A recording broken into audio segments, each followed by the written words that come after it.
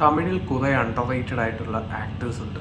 ഇപ്പോൾ ആണെങ്കിൽ ആര്യ, ജീവ അങ്ങനെയുള്ള കുറേ ആക്ടേഴ്സ്.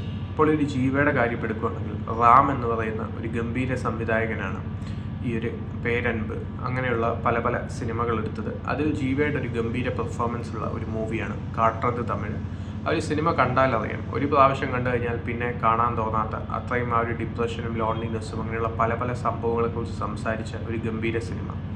പെർഫോമൻസിലാണെങ്കിൽ ഈ ഒരു മൂവിയും റാമും, ഹ്യൂമർ സൈഡിലാണെങ്കിൽ ശിവ മനസാല ശക്തി, അതിൽ സന്താനത്തിൻ്റെയും ആ ഒരു ജീവയുടെയും കോമ്പിനേഷൻ തന്നെ അത്യാവശ്യം നല്ല രീതിയിൽ വർക്കൗട്ട് ആയതായിരുന്നു.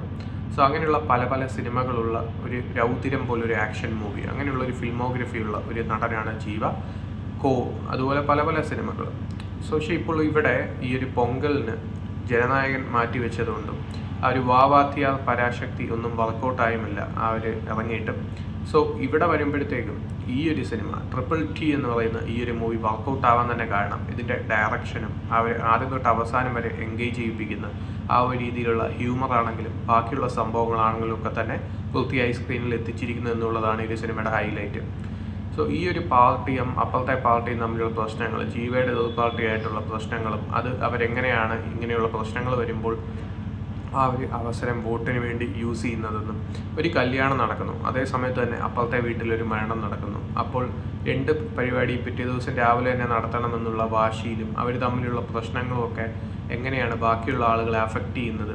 അതുകൊണ്ട് കുറേ പേര് അഫക്റ്റ് ആവുന്നുണ്ട്. അതിൻ്റെ പിന്നിലുള്ള സംഭവങ്ങളും കുറച്ച് ചിന്തിപ്പിക്കുന്ന സംഭവങ്ങളുമായിട്ടൊക്കെ അത്യാവശ്യം നല്ല രീതിയിൽ വന്ന ഒരു മൂവിയാണ് ഈ ഒരു ജീവയുടെ ഈ ഒരു കംബാക്ക് മൂവിയായ ട്രിപ്പിൾ ടി തലൈവർ തമ്പി തലൈമയിൽ എന്ന് പറയുന്ന ഈ ഒരു മൂവി.